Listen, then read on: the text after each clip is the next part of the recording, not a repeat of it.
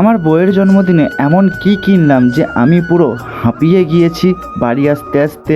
তো সেটাই কি কিনলাম এবং কোন হাট থেকে কিনতে গেলাম সেই ভিডিওটা এই ভিডিওর মধ্যেই হতে চলেছে। তো চলো শুরু করা যাক।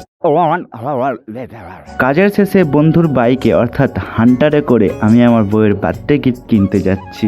তো কোথায় কিনতে যাচ্ছি? হ্যাঁ বন্ধুরা, এটা হচ্ছে অঙ্কুরহাটি, যেখানে অনলি শুক্রবার দিনে সবথেকে বড় হাট বার হয়।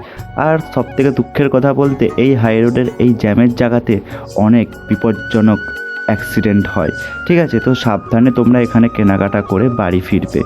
তো এখান থেকে আমরা কিনতে চলে গিয়েছিলাম, আর ওই যে জয়পি হাট থেকে, ওখান থেকেই আমি আমার বউয়ের বার্থডে গিফটটা কিনবো। তো চলো দেখে নিই কী কী কিনতে পারি। তো কী কী কিনলাম অবশ্যই তোমরা দেখতে পাবে। তো প্রচুর স্টক এখানে, ঠিক আছে।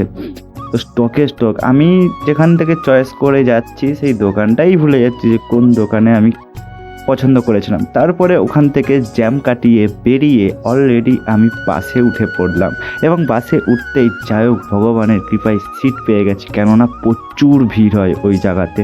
ঠিক আছে, তারপরে জ্যাম কাটিয়ে বাসে উঠে বাড়ির দিকে রওনা হলাম।